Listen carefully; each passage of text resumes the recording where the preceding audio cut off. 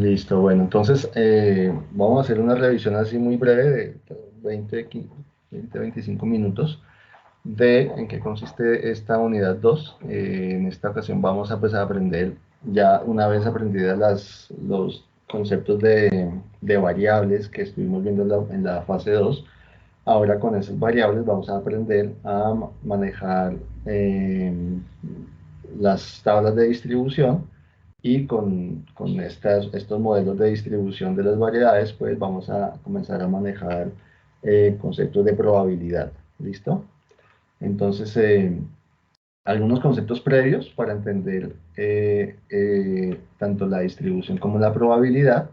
Este es un ejemplo que se encuentra también en el libro de Mónica Balsarini y nos ayuda un poco a entender cómo se entiende la distribución. Entonces, aquí, esto es un ejercicio básico eh, de un juego de dados. Sencillamente tenemos aquí dos dados. Entonces, cuando jugamos con dos dados, a cualquier juego, sea parqués o cualquier juego donde usemos dos dados, pues vamos a tener este ejercicio de los dados. Entonces, al lanzar los dos dados, pues podemos obtener diferentes tipos de resultados, ¿sí?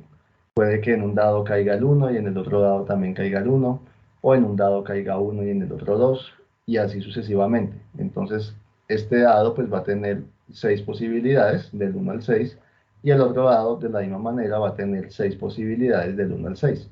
Dependiendo de el número que vaya cayendo, pues vamos a tener acá lo que ustedes ven, 1, 1, 1, 2, 1, 3, y esto pues en total nos da 36 posibilidades. Aquí comenzamos a ver algo ya. Entonces, las 36 posibilidades, que son las 36 posibles combinaciones de los dos dados, lo vamos a llamar espacio muestral. Entonces, ¿qué quiere decir ese espacio muestral? Pues es todos los eventos que yo voy a tener dentro de mi conjunto de datos, ¿sí? En este caso tengo un conjunto de datos de 36 datos y aquí están todos los posibles eventos. Entonces, 1, 1, 1, 2, 1, 3. Y vamos a ver que si comenzamos a sumar estos, pues vamos a ver que unos se repiten. Entonces, pues acá 1 más 1 sería 2. Y solamente en esta combinación de 1 con 1, pues vamos a tener una suma de los dados que nos dé 2. Eh, Hay algunas sumas que se van a repetir, por ejemplo, cuando en un dado cae 6 y en el otro 1, pues esta suma 6 más 1 nos va a dar 7. Igual cuando cae 2 y 5, pues también nos va a dar 7. 3 y 4 también 7. 4 y 3, 5 y 2. Entonces en este caso, toda esta línea diagonal, en todas estas la suma va a ser 7. ¿Sí? Y se repite 6 veces. Este evento se va a repetir 6 veces. En la suma de los dados que sea igual a 7. Y si seguimos aquí para el otro extremo, vamos a encontrar que solamente hay un posible caso en el que la suma sea 12, que es cuando en cada dado caiga 6.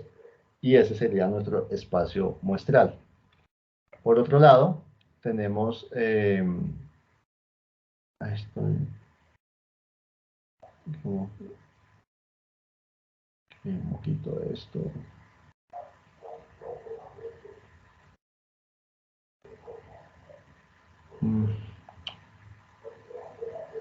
Bueno, no, pues que si me lo quito no me deja. No me deja avanzar.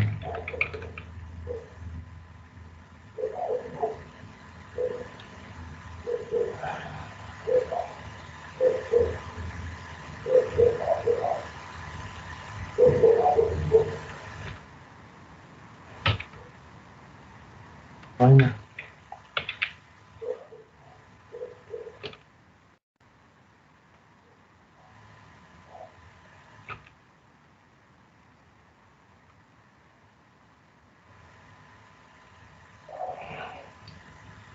Permítame un segundito que no sé qué pasó aquí con esto, no sé cómo quitar esta cosa.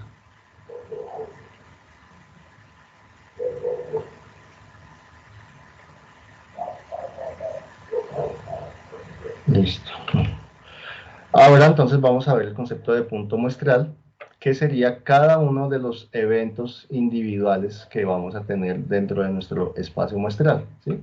Cualquiera de estos eventos que ustedes ven acá, pues va a ser el, un punto muestral, ¿sí? Entonces, que la suma de los dados sea 2 o sea 1 con 1 va a ser un punto muestral, que la suma de los dados sea 7 va a ser otro punto muestral, pero pues no confundir. El hecho de que, por ejemplo, que caiga 3 y 4 sea 7 y que caiga 4 y 3 sea 7 no significa que los dos sean el mismo punto muestral, son puntos aparte, porque una cosa es que en un dado caiga un valor y en el otro valor, ¿sí? Cada uno de esos puntos es un punto muestral. Y el otro concepto importante es el que llamamos evento aleatorio, y esto ténganlos muy presentes porque en la evaluación final van a encontrar estas preguntas. Entonces, un evento tiene que ver con un conjunto de datos que cumplen con un parámetro pues, previamente establecido por el investigador. Entonces, en este caso, si yo puedo determinar en el juego de mis dados el evento que en los dados caigan pares, ¿no? Ya sabemos que cuando caigan pares quiere decir que cae el mismo número en ambos dados. Entonces, en este caso, este evento estaría confirmado cuando en ambos dados cae 1, o cuando en ambos dados cae 2, cuando en ambos dados cae 3, 4, 5 y 6, ¿sí? Entonces, este es un evento en el que está conformado por 6 puntos muestrales, ¿sí?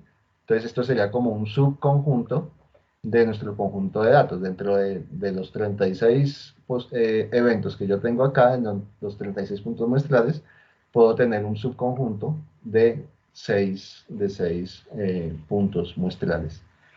¿Listo? Y repasando esto, que ya lo vimos, entonces recordemos que tenemos variables de tipo cualitativo y cuantitativo. Y aquí en esta presentación nos vamos a detener solamente en las variables cuantitativas, en las discretas, que son contables, acuérdense, son conteos, y en las continuas, que tienen que ver con mediciones, donde no tenemos valores absolutos, sino que tenemos una gama casi infinita de valores. Entre un valor y otro valor podemos tener una gama infinita de valores, y es donde pues obviamente están los números decimales. Y el concepto de probabilidad, que ya vamos a comenzar a enlazar con el ejemplo de los dados, pero tiene que ver con hay dos tipos de probabilidades, la clásica y la frecuencial.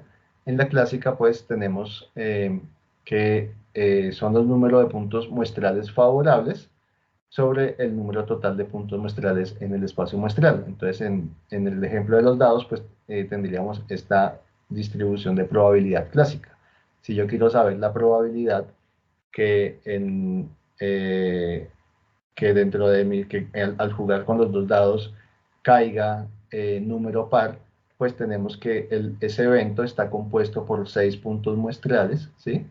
Hay 6 posibilidades de que caiga número par, entonces tenemos 6 sobre 36, que sería el número total de puntos muestrales. Entonces, en este caso, la probabilidad de que caigan números pares sería 6 sobre 36, ¿sí?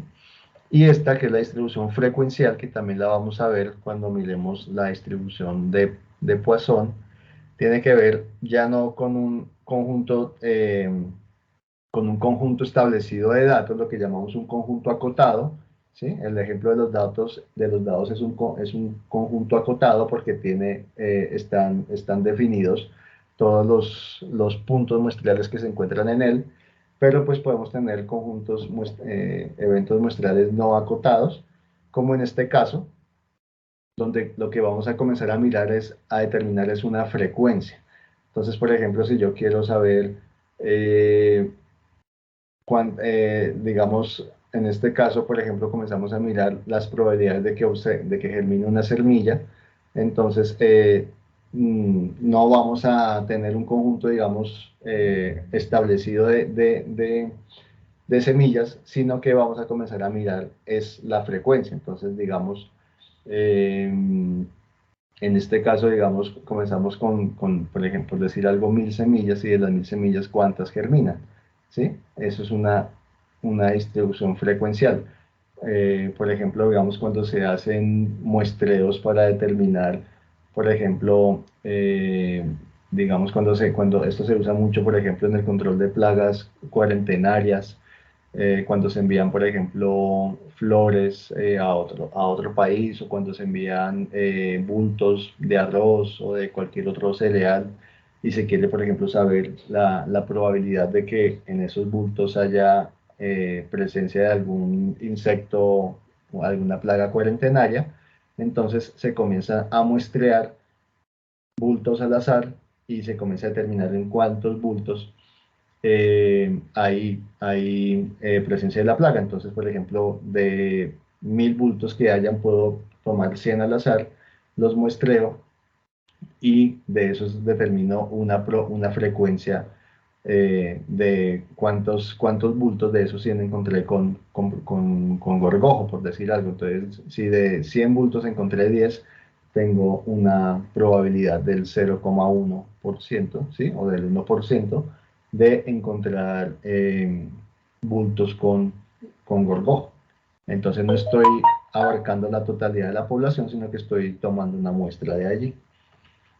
Entonces, pues aquí nuevamente retomando el ejemplo de los dados, pues tenemos que esos mismos eventos pues los podemos pasar a números, sumando lo que cae en cada dado, y pues estos son las sumas que tendríamos. Entonces ya no ya nuestros puntos muestrales, nuestro conjunto de puntos, ya no es la combinación de los dos dados, sino la suma de los dados. Entonces pues arrancamos desde 2 eh, llegando hasta 7 y así sucesivamente hasta cuando llegamos a 12, que es el valor máximo.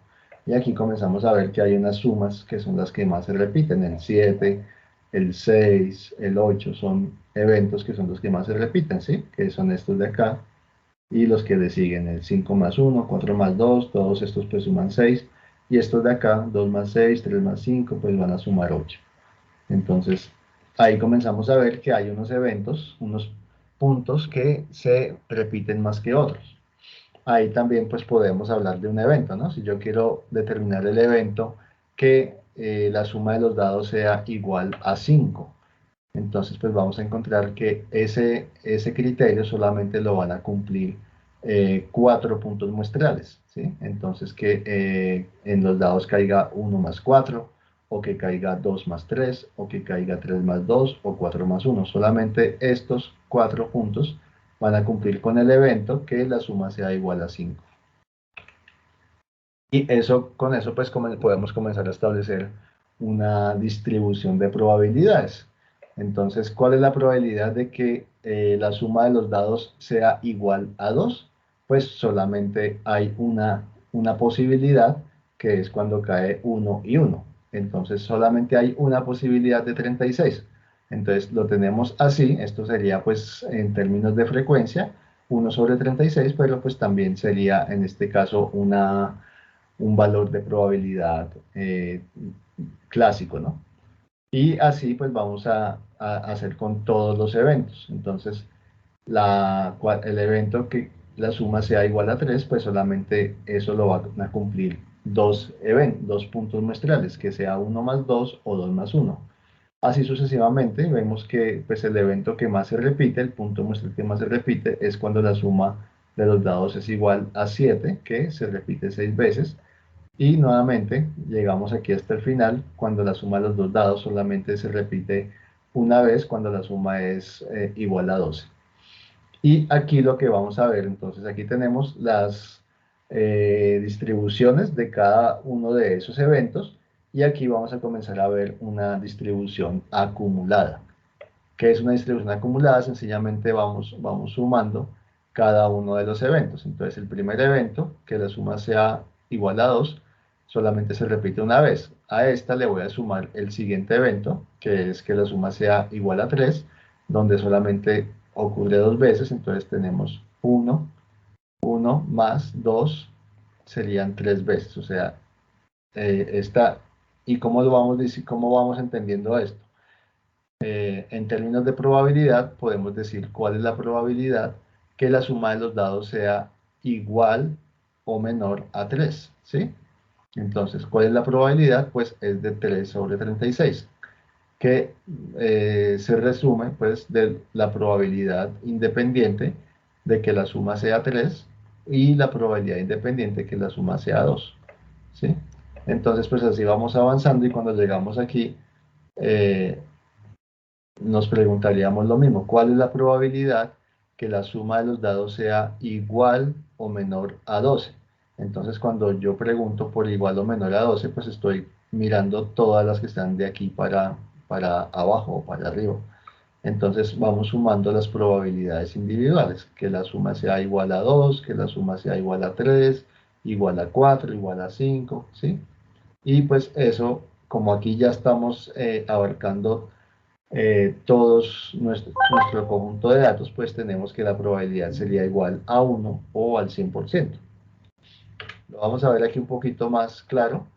Estas probabilidades acumuladas o distribuciones de frecuencia acumuladas quedarían algo así como esta S que vemos acá, en donde aquí arriba pues tenemos el total de puntos muestrales de nuestro ejercicio cuando la suma de los dados es igual o menor a 12.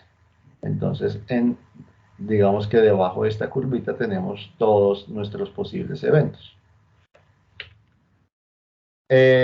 Con esa lógica, pues comenzamos a entender, a mirar ya lo que son los modelos probabilísticos, ¿sí? Esos modelos probabilísticos pues tienen que ver con el comportamiento de nuestra variable. Entonces, así como en nuestra fase 2 comenzamos a mirar que con el análisis de los datos podemos hacer una tabla de frecuencias, pues esas tablas de frecuencias nos dan una idea de el tipo de comportamiento que pueden tener esos datos. Entonces, veíamos en la fase 2 que por lo general lo más común cuando hacemos estudios de la naturaleza es que los datos se comporten en esta forma, donde las mayores frecuencias por lo general se encuentran en la mitad de la gráfica. ¿Qué se encuentra acá? Entonces tenemos la mayor frecuencia, que si estamos hablando de, por ejemplo, variables discretas, pues aquí en el centro estaría la moda, y coincidiría con el valor de la mediana y con el valor de la media, ¿sí? El promedio, digamos, de los datos estaría aquí en el centro y coincidiría con los datos que tienen mayor frecuencia. Y los datos que tienen menor frecuencia, que están a los extremos, digamos, en este sería el dato más pequeño. Digamos, si miramos el ejemplo de los dados, aquí tendríamos el evento que la suma sea igual a 2, y en este tendremos el otro extremo, que la suma de los dados sea igual a 12. Entonces son eventos que tienen menor frecuencia, y los que tienen mayor frecuencia, que la suma de los dados sea igual a 5, a 6, a 7, pues estarían ubicados acá.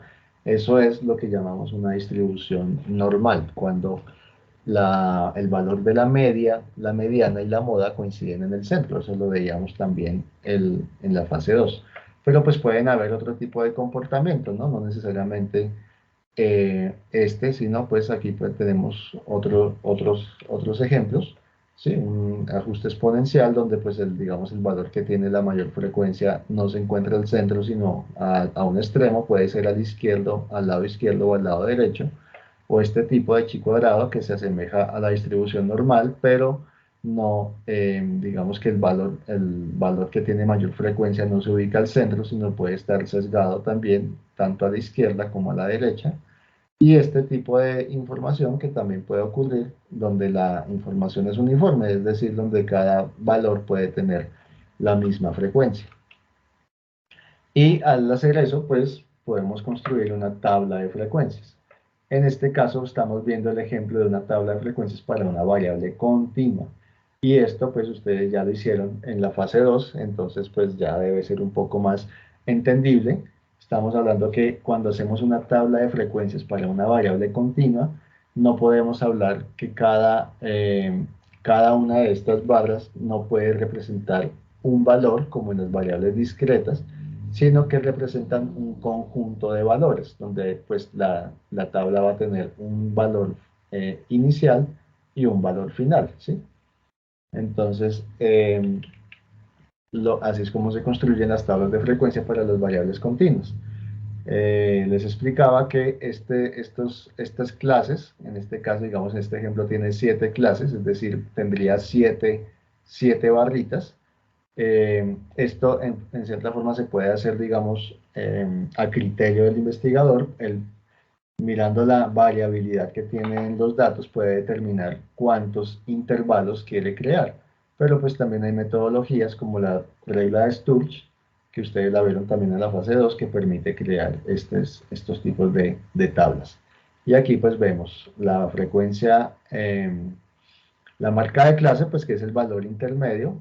Si digamos este primer valor está entre 6.3 y 7.69, pues el valor intermedio estaría en 6.99. Y aquí miramos la frecuencia absoluta, es decir, en este rango eh, se encuentran 14 datos, en este rango pues tenemos 20 datos, en el siguiente 18 y así sucesivamente.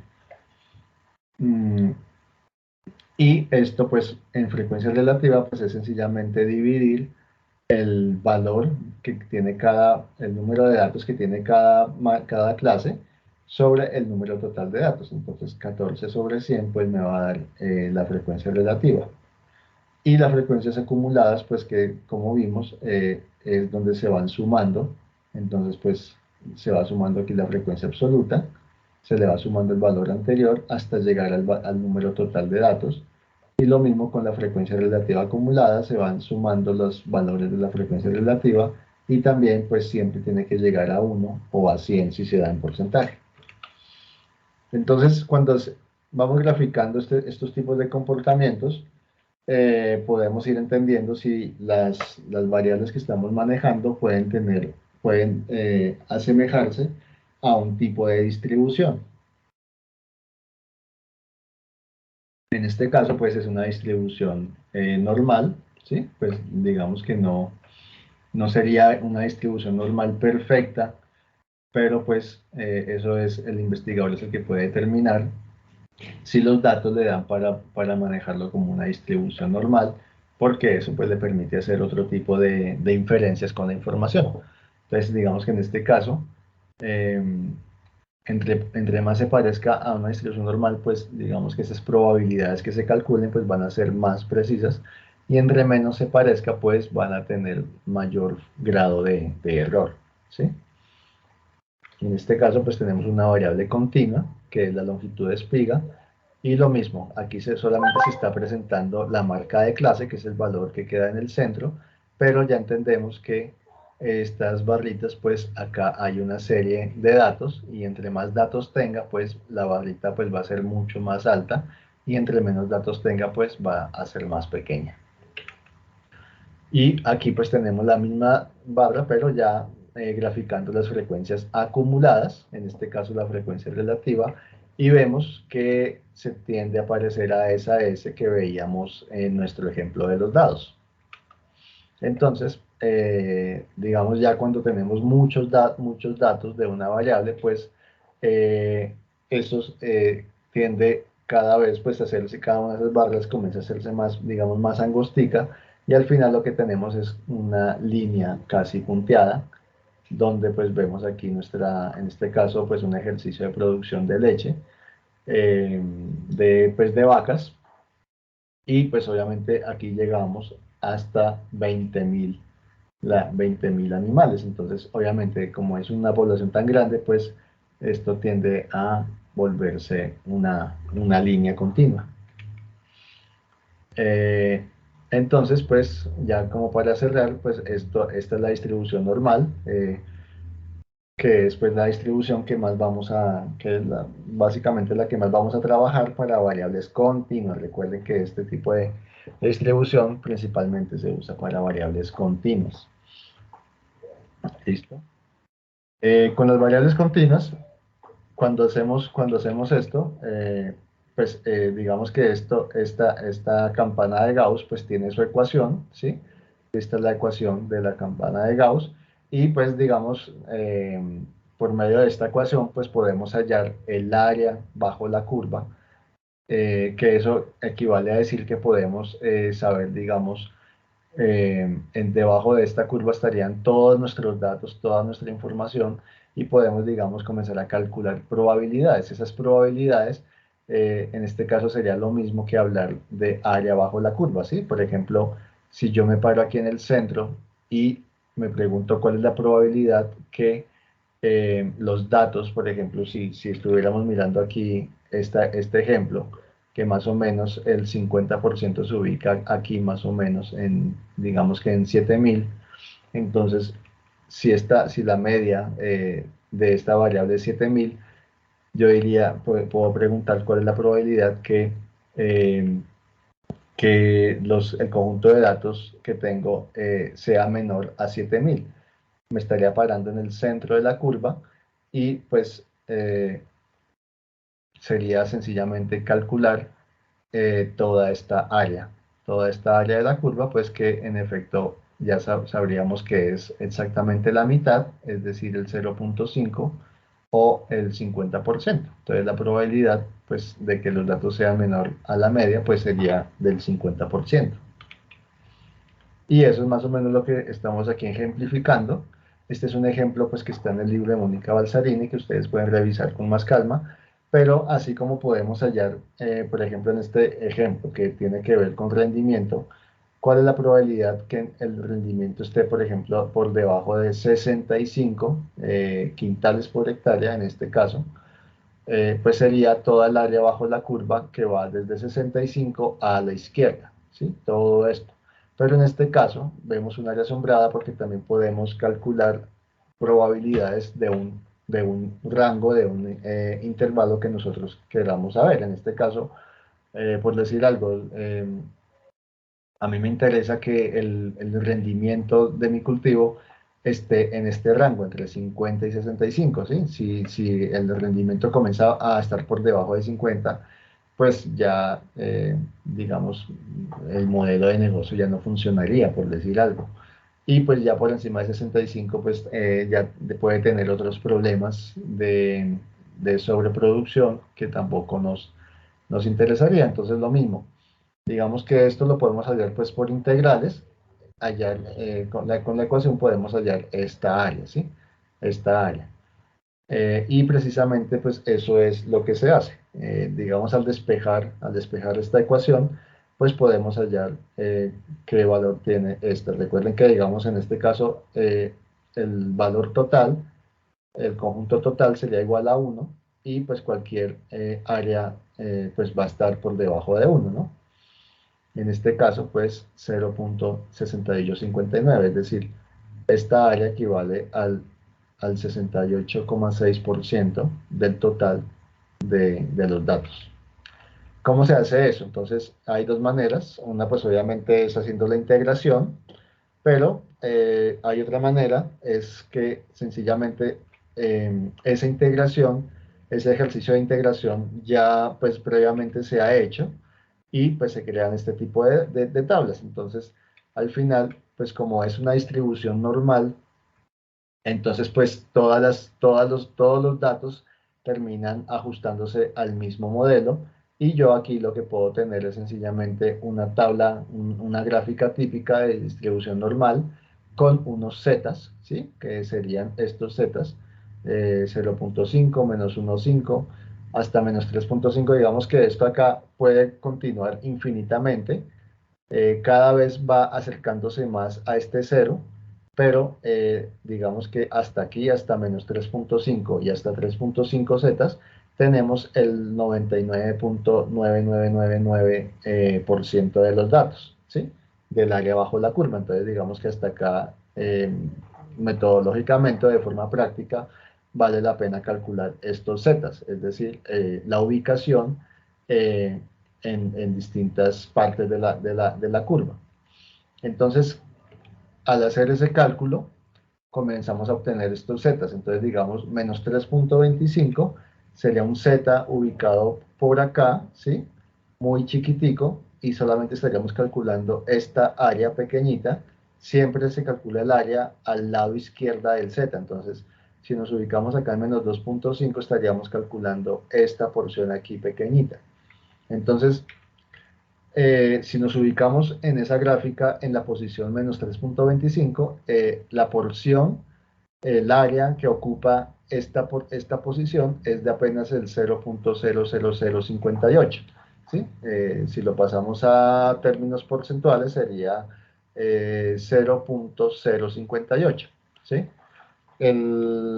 Tendríamos acá un Z en la posición 0, que partiría exactamente la gráfica en 2, entonces lo podemos buscar acá, y ese Z tendría que ser exactamente igual a 0.5, porque me está marcando exactamente la mitad, ¿sí? Y si seguimos avanzando a los Zetas positivos, pues vamos a ir cada Z en la medida que vamos corriéndonos aquí a la derecha, pues vamos a ver que ese Z es cada vez mayor hasta que llegamos a 3.45, que es casi la totalidad del área de la gráfica, ¿sí? Como les digo, nunca vamos a llegar al 1 porque esto tiende a volverse infinito, pero digamos que cada vez pues va a ser 0, cada vez va a ser más 9, 0.9999999, así hasta llegar a infinito. Igual acá, cada vez va a ser 0.00000, pero nunca se va a llegar al cero total. Entonces, de esa manera podemos calcular, por ejemplo, esta área. Ya no por integración, sino por una metodología que llamamos de estandarización, ¿sí? Esa estandarización es volver nuestros datos, los datos, digamos, de nuestra variable, que en este caso es rendimiento, a los valores de z, ¿sí? Cualquier variable que tengamos podemos pasarla a valores de z, y con eso podemos calcular estas áreas y pues las probabilidades que queramos conocer.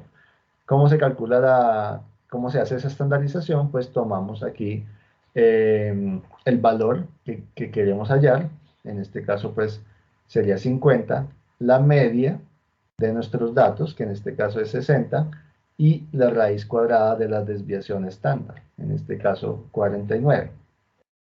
La raíz cuadrada de la varianza, perdón, o sea lo que llamaríamos la desviación estándar. Entonces hacemos esta resta y sacamos esta raíz, y pues eso me da el valor de z que yo quiero hallar. Entonces lo que hago es sencillamente ir a buscar este valor en la tabla, menos 1.43, redondeando. Pues la tabla no me da el 1.43, pero pues busco el más cercano, que en este caso sería menos 1.45, y me da una posición en el z. ¿Qué quiere decir esta posición? Que si me paro en menos 1.45, estoy ocupando esta área, 0.073 de la gráfica, que equivale a esta porcioncita de acá, ¿sí? A esta porción que está aquí en blanco. Pero yo, como lo que quiero saber es esta área que está aquí sombrada, lo que hago entonces es ubicar el siguiente z, que tiene que ver con el valor mayor, en este caso 65. Nuevamente hago la operación y ese me da un z de 0.7, más a la derecha, ¿sí? Lo estoy ubicando acá. Entonces, para poder hallar este valor en probabilidad, lo único que tengo que hacer es restar el z mayor, que es el que tiene la mayor área. Recuerden que este 0.71 equivale a toda la área ocupada desde aquí hasta infinito, hasta menos infinito, ¿sí?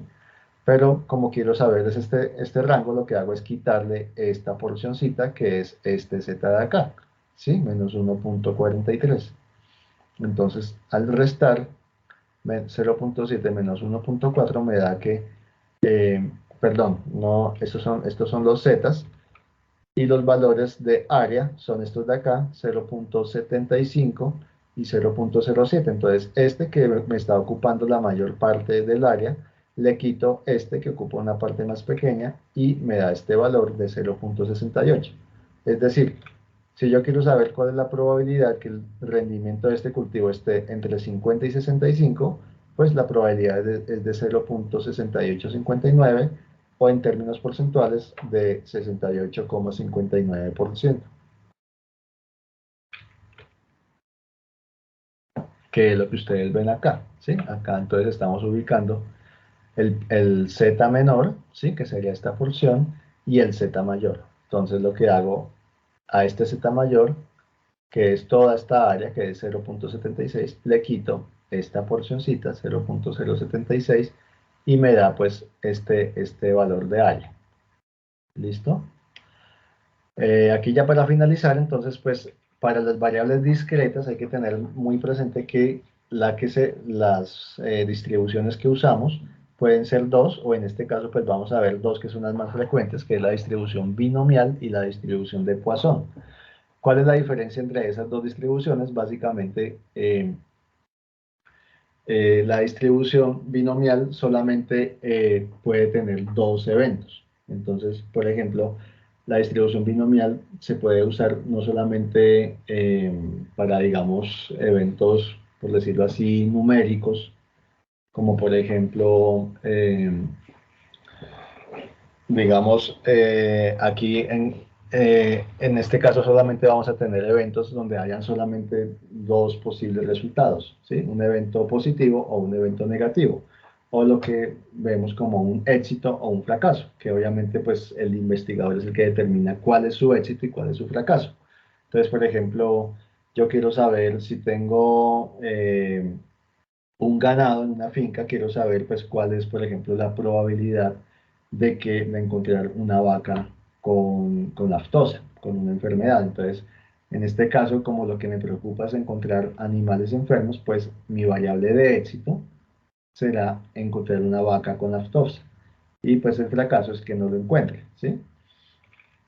Entonces, cualquier tipo, aquí digamos, el típico ejemplo de distribución binomial es lanzar una moneda al aire, que caiga cara o sello, eso es, no hay otra opción, entonces, o cae cara o cae sello. Entonces, para este tipo de eventos, pues se usa la distribución binomial.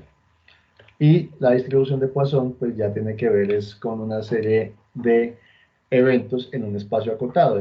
La distribución Poisson está relacionada con la probabilidad frecuencial. Entonces, no vamos a tener un conjunto acotado de datos, es decir, no vamos a tener un conjunto que conocemos su población, sino que lo que hacemos es determinar una frecuencia.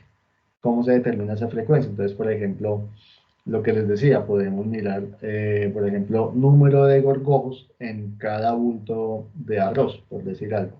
Eso me va a dar una frecuencia. Entonces, en un bulto encontré 2, en otro bulto encontré 0, en el otro encontré 5, y eso me va a dar una frecuencia. O, por ejemplo, eh, para variables ambientales también es muy usado. Por ejemplo, uno se puede ubicar para determinar, por ejemplo, la población de peces que pueda tener una quebrada, un riachuelo. Entonces, se puede ubicar en un sector del río y contar cuántos peces pasan, si es que se pueden ver, o digamos con algún método de captura, determinar cuántos peces de cualquier individuo aparecen en cada captura, ¿sí? Eso es distribución Poisson. Tiene que ver entonces con variables discretas, que son conteos, y no tenemos un conjunto acotado de datos, ¿sí? Estamos determinando una frecuencia. Eh, Cualquier tipo de estos ejemplos pues tiene que ver. Por ejemplo, uno se puede ubicar en una esquina y contar, por ejemplo, cuántos carros pasan en un determinado intervalo de tiempo, cuántos carros pasan en 15 minutos o cuántos carros pasan en una hora, y me puedo ubicar, por ejemplo, en diferentes sitios de la ciudad y hacer ese mismo ejercicio. Y eso es una distribución Poisson. Siempre tiene que ver con un conteo que tiene una unidad de medida, ¿sí? No se confundan, esto no tiene que ver con variables continuas, pero esta es la unidad de medida. Entonces, por ejemplo, hora, número de carros que pasan en una hora, eh, kilo, por ejemplo, esto sirve mucho para las impurezas que se detectan en semillas. Entonces, número de impurezas o, sí, número de impurezas o, por ejemplo, o número de semillas enfermas por cada kilo de semilla. Eso me va a dar la pureza de ese material. Y pues con metros cuadrados, metros cúbicos, pues también es la unidad de medida que usted determine. Entonces eso es la distribución Poisson. ¿Listo? Entonces aquí con esto finalizaría